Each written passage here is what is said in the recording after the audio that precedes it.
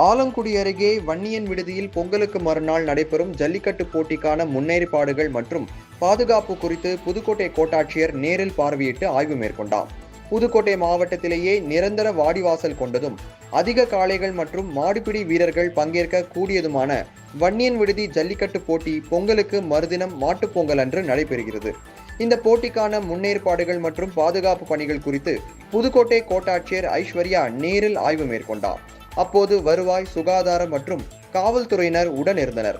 காளைகளுக்கு மேற்கொள்ளப்பட வேண்டிய மருத்துவ சோதனைகள், மாடுபிடி வீரர்களுக்கான சோதனைகள் மற்றும் பதிவு செய்யும் முறைகள் உள்ளிட்ட பல்வேறு ஆலோசனைகளை கோட்டாட்சியர் அதிகாரிகளுக்கு வழங்கினார்.